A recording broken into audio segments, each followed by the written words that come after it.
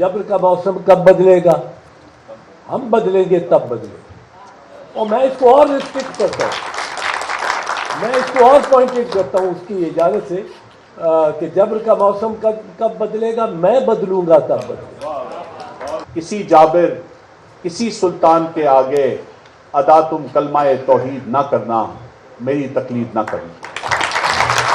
उनकी हुर्मत को पांव तले रोंद दें, कैसे लफ्जों को मानी से करके जुदा उनकी हुर्मत को पांव तले रोंद दें, कैसे जज्बों को सच से अलहदा करें, कैसे दिल को जनू का ना सौदा मिले, कैसे इश्को मोहब्बत फिरे बेनिशान, कैसे पत्थर से चुन दें हम हर एक जुबान। खौफ का बस हिसार एक चारों तरफ, जिससे पाए कोई भी कहीं ना अमा। शहरे यारा में बस हुक्म हाकिम चले, शहरे यारा में बस हुक्म हाकिम चले, उसके आगे किसी का दिया ना जले। हर तरफ हाकमियत की तौसीफ हो, बादशाह और मलका की तारीफ हो। शहरे यारा में बस हुक्म हाकिम चले, उसके आगे किसी का दिया ना जले। हर तरफ हाकमियत की तौसीफ हो, बादशाह और मलका की तारीफ हो। कोई भी शहर में बासफा ना रहे, दस्ते कातिल रहे हौसला ना रहे। कोई भी शहर में बासफा ना रहे, दस्ते कातिल रहे हौसला ना रहे। शहर जाना सजे सूलियों से भला, जुल्म की जबर की हर तरफ हो फिजा। और जब हमसे ये भी ना बन पाया तो शहर का शहर ही हमने दफना दिया। वो भी क्या लोग थे, हम भी क्या लोग थे।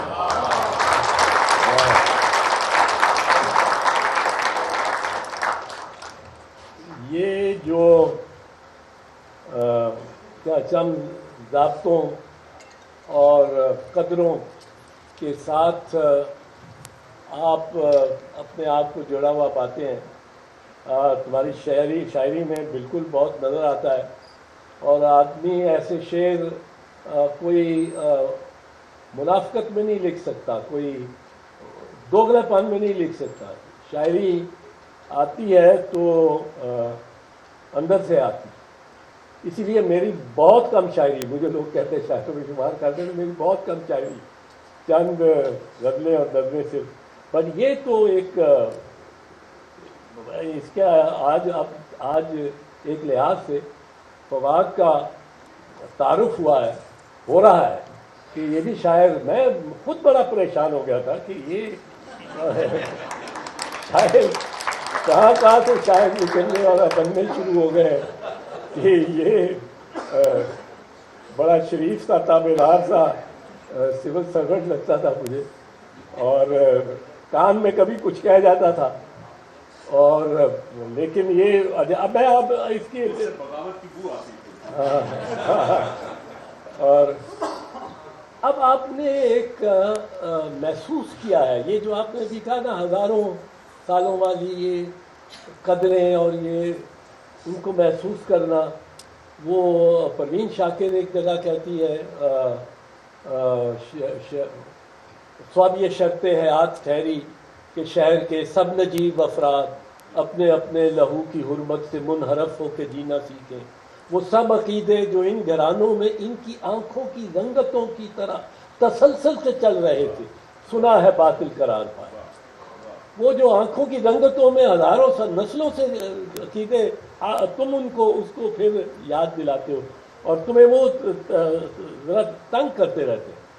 और अब इसमें मैं चाहूँगा, मेरी गुजारिश होगी कि तुम ये मकली जो तुम्हारी नज़्म है, ये पेज 171 पे है, मैंने निशान इसलिए लगा रखे कि तुम ढूंढते हुए देर न लगाओ।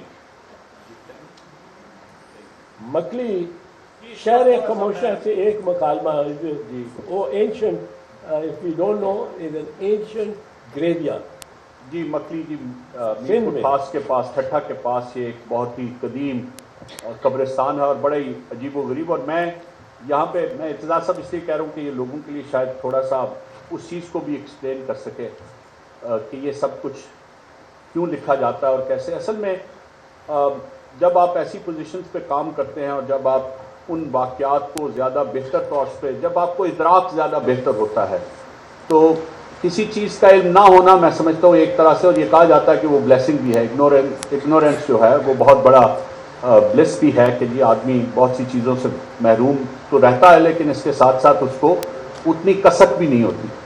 تو جب آپ ایسی جگہوں پہ رہتے ہیں اور آپ کو کچھ چیزوں کی یا کچھ واقعات کی وہ طرفیں معلوم ہوتی ہیں جو ہماری تاریخ میں نہیں لکھی گئیں، اور پھر آپ کسی ایسی جگہ پہ جاتے ہیں یا اپنے فرائض کی ادائیگی کے دوران کوئی ایسی چیز دیکھتے ہیں، آپ کے سامنے کوئی ایسا تذکرہ آتا ہے، تو وہ پھر آپ میں ایک مختلف طرح کی آپ میں انگیخت پیدا کرتا ہے۔ تو ہم اپنے وہ ٹریننگ کورس کے سلسلے میں ہمیں مکلی بھی لے جایا گیا۔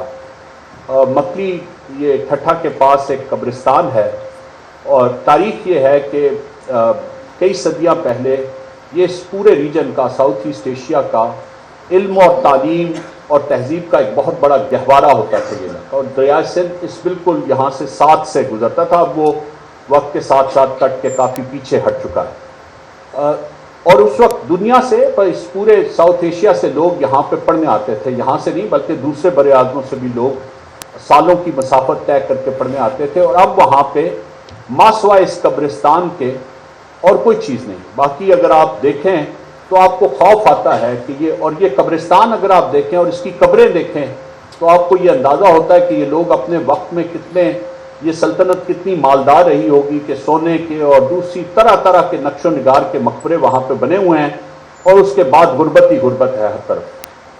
اب ایک طرف یہ قبرستان، ایک طرف یہ تاریخ کا یہ آسپیکٹ جو ہمیں وہاں پہ گائیڈز نے بتایا، اور دوسری طرف وہ سندھ سے تعلق رکھنے والے ذوالفقار علی بھٹو کا پورا تذکرہ، اور جو کچھ ہم نے تاریخ میں پڑھا، اور پھر جو کچھ تاریخ کے علاوہ ہم نے اپنی سرکاری ملازمت کے دوران جو کچھ ہمارے نالج میں آیا۔ تو یہاں پہ جب میں گیا تو میں بالکل ایک عجیب قسم کے سحر میں گرفتار ہو گیا، اور یہ نظم مکلی جو ہے یہ میں نے وہیں پہ کھڑے ہوئے لکھی، اور یہ نظم اسی احساس کی جو ہے وہ آئینہ دار ہے۔ تو میں سب کے لیے آپ نے کہا پڑھ کے سنا دیتا ہوں۔ کبھی دریا یہاں سے چند قدموں کی مسافت تھا، جہاں حد نظر قبریں دکھائی دے رہی۔ کبھی دریا یہاں سے چند قدموں کی مسافت تھا، جہاں حد نظر قبریں دکھائی دے رہی ہیں۔ بہت سے انکہے قصے، بہت سی انکہی باتیں، بہت سے انکہے قصے، بہت سی انکہی باتیں بکھرتی جالیوں کے روزنوں سے سرکتی آ رہی ہیں اور سنائی دے رہی ہیں۔ کبھی تاریخ لکھی جا رہی تھی تو لفظوں نے گواہی دی کہ الفت اور محبت کی بہت سی داستانیں ان مزاروں میں بھی کندہ ہیں۔ کئی قصے عداوت کے، کئی لمحے بغاوت کے، یہاں دیوار و در اور چاپ دیتے تھے۔ کئی قصے عداوت کے، کئی لمحے دیوار و در اور سیڑھیوں پر چاپ دیتے تھے ہمیشہ کی طرح، لیکن کوئی حاکم، کوئی سالار جب ان کو منو مٹی کے نیچے دفن کر کے اپنے استبداد کی داستاں لکھتا، جنوں کو جرم کہتا اور محبت رائے گاہ لکھتا، تو بے چہرہ مورخ پھر اسے تاریخ کر دیتا۔ واہ واہ واہ، بے چہرہ مورخ۔ بہت شکریہ۔ کوئی حاکم، کوئی سالار جب ان کو منو مٹی کے نیچے دفن کر کے اپنے استبداد کی داستاں لکھتا، جنوں کو جرم کہتا اور محبت رائے گاہ لکھتا، تو بے چہرہ مورخ پھر اسے تاریخ کر دیتے۔ میں صدیوں کی مسافت پہ کھڑا دھند ہوتی ساعتوں کو دیکھتا ہوں، سوچتا ہوں میری تاریخ بھی شاید کسی ایسے مورخ نے لکھی ہے۔ واہ واہ، میں صدیوں کی مسافت پہ کھڑا دھند ہوتی ساعت سوچتا ہوں میری تاریخ شاید کسی ایسے مورخ نے لکھی ہے۔ جنہیں مصلوب ہونا تھا وہ تخت تمکنت پہ استادہ ہیں۔ جنہیں مصلوب ہونا تھا وہ تخت تمکنت پہ استادہ ہیں، اور جنہیں اذن حکومت تھا وہ ڈھلتی رات کے پچھلے پہر میں فنا کے شہر کو رخصت ہوئے ایسے کہ رخصت کرنے والوں میں کوئی چہرہ شناسا بھی نہیں تھا۔ جنہیں اذن حکومت تھا وہ ڈھلتی رات کے پچھلے پہر میں فنا کے شہر کو رخصت ہوئے ایسے کہ رخصت کرنے والوں میں کوئی چہرہ شناسا بھی نہیں تھا۔ نہ جانے کیوں میری آنکھیں زمانے کی حدوں سے ماورا ایک اور منظر دیکھتی ہیں۔ نہ جانے کیوں میری آنکھیں زمانے کی حدوں سے ماورا ایک اور منظر دیکھتی ہیں. میرے جیسا کوئی بھٹکا مسافر شہر جانا کے کسی ایسے ہی آثار قدیمہ پر کھڑا ہے. میرے جیسا کوئی بھٹکا مسافر شہر جانا کے کسی ایسے ہی آثار قدیمہ پر کھڑا ہے. سوچتا ہے کبھی دریا یہاں سے چند قدموں کی مسافت تھا جہاں حد نظر قبریں دکھائی دے رہی. واہ واہ واہ واہ. وقت ہمارا ذرا ابھی بتایا گیا کم ہو گیا. ایک ذرا دو یہ ایک اجڑتے شہر کا نوحہ اگر پیج 149 پہ آپ دیکھیں تو یہ میں سمجھتا ہوں کہ آج کی نظم ہے اور اس میں میں اپنی حیثیت سے یہ سمجھتا ہوں کہ ایک پیغام ہے سب کے لیے ہی ہے. سنو ہمارے گھروں پہ آسیب چھا رہا ہے. ہماری گلیوں میں اور محلوں میں خوف پاؤں جما چکا ہے. ہماری صبحوں کی روشنی ہم سے چھن گئی ہے. ہمارے سر پہ ہر ایک جانب ردائے ظلمت تنی ہوئی ہے. ہم اپنے پرکھوں کے سب محاسن گوا چکے ہیں. ہم اپنی نسلوں کی سب وراثت ہیں. ہم اپنے ہونے کے سب حوالے مٹا چکے ہیں. ہماری سانسوں پہ جبر و ظلمت کے دائرے ہیں. ہمارے شاعر سخن کو گروی اٹھا چکے ہیں. ہماری تاریخ کے قلمگر بھی آدھے سچ کو ہی اپنی منزل بنا چکے ہیں. ہماری سوچوں کے زاویے بھی بدل گئے ہیں. ہمارے لہجے سے اور لغت سے مٹھاس الفت کے اور محبت کے سارے سیگے نکل گئے ہیں. ہمارے لہجے سے اور لغت سے مٹھاس الفت کے اور محبت کے سارے سیگے نکل گئے ہیں. ہر ایک لمحہ ہر ایک لہجہ ہم ایک دلدل میں دھس رہے ہیں. میری زمیں کے مجاوروں کو کوئی بتائے کہ وقت ہاتھوں کی مٹھیوں سے اسی طرح سے پھسل رہا ہے کہ جیسے ساحل پہ ریت پیروں کے پانیوں سے نکل رہی ہے. واہ. میری زمیں کے مجاوروں کو کوئی بتائے کہ وقت ہاتھوں کی مٹھیوں سے اسی طرح سے نکل رہا ہے کہ جیسے ساحل پہ ریت پیروں کے پانیوں سے پھسل رہی ہو. کہ جیسے یکبستہ شب اپنے محیط دامن میں موت کو لے کے چل رہی ہو. کہ جیسے آنکھوں کی پتلیوں سے کہ جیسے انگلی کی ساری پوروں سے جان یکدم نکل رہی ہو. میری زمیں کے مجاوروں کو کوئی بتائے کہ لوگ تقسیم ہو رہے ہیں. اور یہ اعتزاز صاحب میرا بہت شدید احساس ہے. میں سمجھتا ہوں ہمارا سب سے بڑا چیلنج بھی ہے. میری زمیں کے مجاوروں کو کوئی بتائے کہ لوگ تقسیم ہو رہے ہیں. تمام رشتے بھی اور تعلق بھی اپنی توقیر کھو رہے ہیں. انہیں بتاؤ کہ اب پرندوں کے جھنڈ سارے دیار ہجرت کو چل پڑے ہیں. ہمارے آنگن میں دھوپ ایسی کڑی پڑی ہے کہ اپنے سائے ہی جل گئے ہیں.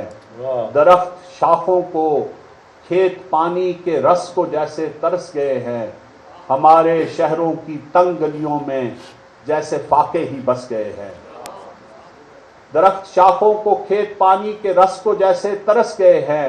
ہمارے شہروں کی تنگ گلیوں میں جیسے فاقے ہی بس گئے ہیں. انہیں بتاؤ کہ ساری خلقت دہائی دینے پہ آ گئی ہے. انہیں بتاؤ کہ ساری خلقت دہائی دینے پہ آ گئی ہے. سو اس سے پہلے کہ خون ناحق تمہاری گلیوں کی اور محلوں کی نالیوں سے ابل رہا ہو. سو اس سے پہلے کہ خون ناحق ہماری گلیوں کی اور محلوں کی نالیوں سے ابل رہا ہو. اور اس سے پہلے کہ گھر تمہارا بھی جل رہا ہو. امان دے دو, امان دے دو.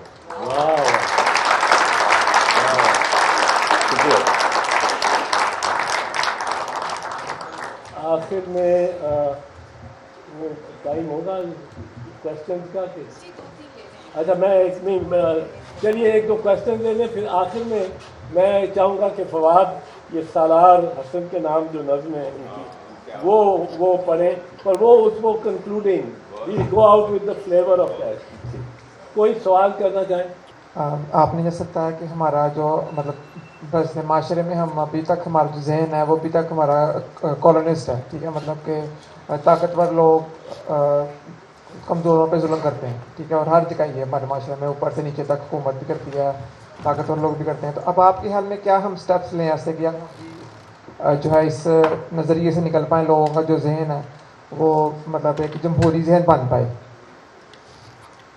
جی دیکھیے, تبدیلی کے دو طریقے ہوتے ہیں. ایک لوگ تبدیلی کا موجب بنتے ہیں, اور ایک معاشرے میں کوئی ایسی طاقتور شخصیت یا شخصیات ایسی ہوتی ہیں جو اس معاشرے کو تبدیلی کے راستے پر لے کے چل سکتے ہیں. ہم سب لوگوں کا یہ بلیف ہے کہ پیغمبروں کا زمانہ ختم ہو چکا ہے, تو ہمارے پاس جو آپشنس ہیں تبدیلی کی وہ یہی دو ہیں, اور اسی سے کسی صورت میں آنی ہے. میرے خیال میں یہ سمجھتا ہوں کہ ہماری زمین جو ہے یا ہمارا جو معاشرہ ہے وہ اس طرح کی فلالیس لیڈرشپ کے لیے نہیں ہے جو اتنی بڑی تبدیلی کا موجب بن سکے جو اب ہماری ضرورت ہے. اس طرح کی فلالیس لیڈرشپ ہمارے پاس ہے نہیں, اور کہیں دور افق پہ نظر بھی نہیں آ رہی. میں بڑے احترام سے سب لوگوں کی ذاتی پسند, سب لوگوں کی ذاتی خواہشات اپنی اچھی اور بڑی جذباتی وابستگی بھی ہوتی ہے, وہ اپنی جگہ ہے. لیکن میرا 40 سال کا تجربہ, اور میں نے پہلے بھی کہا کہ میں بنیادی طور پہ تاریخ اور سیاست کا ایک طالب علم رہا ہوں, تو مجھے کہیں پہ وہ ایسی شخصیت کوئی نظر نہیں آ رہی, یا شخصیتوں کا کوئی ایسا گروہ نظر نہیں آ رہا جو اس تبدیلی کا باعث بن سکے جس تباہی کے عمیق غار میں ہم گرے ہوئے ہیں, جہاں جو اسے ہم سے باہر نکال سکے. تو میرے خیال میں ہمارے پاس تبدیلی کا جو اکلوتا راستہ ہے وہ لوگ ہیں. لوگوں کو اپنے حق کے لیے آواز اٹھانی ہوگی, اور دنیا میں آپ یہ دیکھیں کہ جو زیادہ تر لانگ لاسٹنگ تبدیلیاں ہیں وہ ہمیشہ لوگ لے کے آئے ہیں, وہ شخصیات نہیں لے کے آئیں, ماں سوائے ان انبیاء کے جنہیں اللہ نے یہ معجزہ دیا کہ وہ اس طرح کی تبدیلی لا سکیں. ورنہ معاشرے تبدیلی کا باعث بنتے ہوتے ہیں, لوگ تبدیلی کا باعث بنتے ہوتے ہیں. لوگ اپنی لیڈرشپس کو مجبور کر دیتے ہیں کہ یہ چیز اب ہم قبول نہیں کریں گے, اس طرح کی حاکمیت, اس طرح کا ظلم, اس طرح کا جبر, یہ ہم قبول نہیں, اس طرح کی اکنامک, اس طرح کا اقتصادی استحصال ہم قبول نہیں کریں گے. اور وہی رستہ میں سمجھتا ہوں ہمارے معاشرے کے لیے بھی باقی بچا. One last question. سر میرا نام احمد سہیل نصر اللہ ہے. سر میں ادھر ہوں, سر ادھر نظر آیا سر آپ کو؟ جی سر, میرا نام احمد سہیل نصر اللہ ہے, اور میں نگران ہوں اشاعت و نشریات مطبوعات کا, university of management and technology کا. سر آپ کا نام ہی سنیں تو پتہ چلتا ہے کہ شاعرانہ ہے. فؤاد حسن فؤاد, فیاض احمد فیض, امجد اسلام امجد. تو یہ تو ماننے میں نہیں آتا کہ آپ نے شاعری ابھی کی ہوگی, یقیناً بہت پرانی کی ہوگی. یہ جب ہم آپ کی کتاب پڑھتے ہیں ایسا لگتا ہے جیسے ہر نظم اور غزل کے ساتھ کوئی صورتحال اٹیچ ہے, کوئی کیفیت ہے, کوئی صورتحال ہے. کیا ایسا تھا اگر آپ کرونالوجیکل آرڈر بنائیں تو ہر نظم غزل کے ساتھ کوئی صورتحال منسلک ہے یا وابستہ ہے؟ دوسرا, اعتزاز صاحب جب آپ نے ان کی کتاب پڑھی, آپ خود بھی جبر میں حبس کے موسم میں شاعری کرتے رہے ہیں, آپ کو کوئی مماثلت نظر آتی ہے اس میں؟ میری تو بہت تھوڑی شاعری ہے سر جتنی بھی ہے, لیکن ایک آپ اس ماحول سے تو گزرے ہیں نا سر. مجھے کسی نے کہا چھپوا لو, میں نے کہا اس کا عنوان یہ ہوگا 3-4 غزلیں 5-6 نظمیں. پہلے تو اپنے نام کا بتائیے گا سر, پھر آگے سر. نہیں تو یہ ایک کیفیت شعر کی زمین کے لیے بڑی اچھی اور زرخیز کیفیت ہے. اگر آپ کا یہ ادراک ہو اور آپ کا یہ آپ کی سوچ ہو کہ ظلم بھی ہو رہا ہے, اس کو برداشت نہیں کیا جا رہا, اور ہم بھی اس کا حصہ ہیں. وسیع شاہ نے کہا ہے جبر کا موسم کب بدلے گا, ہم بدلیں گے تب بدلے گا. اور میں اس کو اور ریسٹرکٹ کرتا ہوں, میں اس کو اور پوائنٹڈ کرتا ہوں اس کی اجازت سے کہ جبر کا موسم کب بدلے گا, میں بدلوں گا تب بدلے گا, میں بدلوں گا تب بدلے گا. تو یہ آپ کی بات درست ہے, یہ کیفیت ہوتی ہے, اور فؤاد میں بھی یہ کافی نظر آتی ہے. اس کا جواب کے ساتھ عائشہ کچھ سوال پوچھنا چاہ رہی ہیں. یو سیڈ, اچھا مجھے یہ میرے نام کا حصہ جی اسی اسکول کالج کے زمانے سے, آپ نے ٹھیک کہا, میں شاید شعر بہت پہلے سے کہتا رہا ہوں, لیکن جب اور پڑھتا بھی رہا ہوں اور چھپتا بھی رہا ہوں, لیکن جب سرکاری ملازمت میں آ گیا تو وہ شعر لکھنے کا سلسلہ تو جاری رہا, کبھی کبھار ذرا تھوڑا سا کم تسلسل کے ساتھ, لیکن ویسے جاری بہرحال رہا. تو لیکن ایسا نہیں ہے کہ جی ہر چیز کا کسی خاص واقعے سے تعلق ہے. ہاں نیچرلی کوئی 1-2 سال کا عرصہ ایسا ہے جس میں تھوڑی سی چیزیں جو ہیں وہ ایک تسلسل سے اس میں نظر آتی ہے, خاص کیفیت. لیکن شاید جو آپ نے محسوس کیا ہے وہ غالباً اس وجہ سے ہو کہ جب آدمی کا احساس تھوڑا سا زرخیز ہو تو وہ مشاہدہ بھی اور جس معاملے سے وہ گزر رہا ہوتا ہے وہ اکٹھے ہو کے پھر ایک کیفیت کی شکل دھار لیتی ہے، تو غالباً وہ معاملہ ہے. لیکن ایسا نہیں ہے کہ ہر چیز کا کسی واقعے سے تعلق ہے، کچھ شاعری واقعاتی ضرور ہے لیکن تمام نہیں. اچھا جی، تھینک یو ویری مچ. میں یہی کہہ اچھا ان کو ذرا مائک. سوری، یس یس یس، یہ وہ بی بی ایک سوال کرنا چاہ رہی ہیں، وہ کر لیں. جی نہیں، وہ بھائی آپ نوجوان، آپ تو بڑے. آپ نے مجھے بی بی کا I'm 23 years old. Thank you. بیٹی کیا کریں؟ ایک اردو کی محفل میں انگریزی میں سوال ہو سکتا ہے with your permission? So since the inception of literature and art, there has been a correlation between torment and creativity, and this seems to be prevalent in your work as well. So just wanted to know whether this has also been, whether you think this is an underpinning condition, a precondition behind the creative expression that is so evocative that you've come up with. Thank you. میں اس کو ذرا مختصر کر دوں کہ what torments you so much that you come out with poetry? Just find one sentence.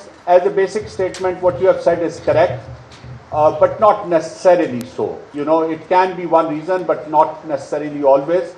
اس سے جلا مل جاتی ہے کچھ چیز کو، تھوڑی سی میرا خیال ہے اس میں زبان میں اور کمیونیکیشن تھوڑی سی بہتر ہو جاتی ہے اور لوگوں کو زیادہ بہتر کمیونیکیٹ ہو جاتا ہے. یہ پڑھ لو پیج 83 ہے. سلال حسن کے لیے نظم جی، اس کی سالگرہ پر یہ میں نے جیل سے لکھ کے بھیجی تھی. میرے بیٹے میری جان تم میری تقلید نہ کرنا، میرے بیٹے میری جان تم میری تقلید نہ کرنا، اگر اس خطہ ارضی پہ رہنا ہے تو سچ کو سچ نہ کہنا، حرف کی حرمت پہ کٹ مرنے کا سودا سر میں نہ رکھنا، جو جان دینے پہ آمادہ ہیں رد کفر کی خاطر کھڑے ہیں، ان کی بھی تائید نہ کرنا، میری تقلید نہ کرنا. میرے بیٹے بھلا دینا وہ قدریں جن کی بنیادیں گئے برسوں میں گھنٹوں بیٹھ کر ہم نے بنائی تھیں، وہ سارے خواب جو ہم نے تراشے تھے، اس عرض پاک کی تصویر جو ہم نے بنائی تھی، وہ جس میں میرے گزرے 60 برسوں کی ریاضت اور تمہاری حرف حق کہنے کی جرت کو نئے قحط کی بنیاد بننا تھا، وہ جس میں نے منزل کا پتہ دینا تھا اور تمہیں فرحاد بننا تھا. وہ سب قدریں وہ بنیادیں منو مٹی تلے جا کر کہیں پر دفن کر دینا. تمہارے سامنے پھر جبر و استبداد کا کوئی نیا منظر اگر تخلیق ہو جائے، تمہارے دیکھتے ہی دیکھتے کوئی مورخ سلگتے چیختے ہر سچ کو آتش دان میں ڈالے، نئی تاریخ ایک تحریر ہو جائے، تو اس پر بھی میری جان تم میری خاطر کوئی تنقید نہ کرنا، میری تقلید نہ کرنا.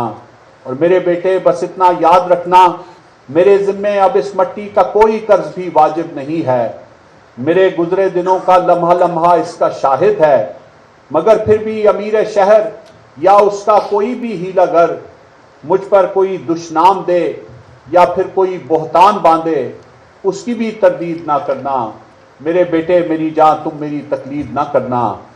میرے بیٹے میں تم سے یہ نہیں کہتا کہ ہجرت تم پہ واجب ہو چکی ہے، مگر اتنا تو کہتا ہوں کسی جابر کسی سلطان کے آگے ادا تم کلمہ توحید نہ کرنا، میری تقلید نہ کرنا.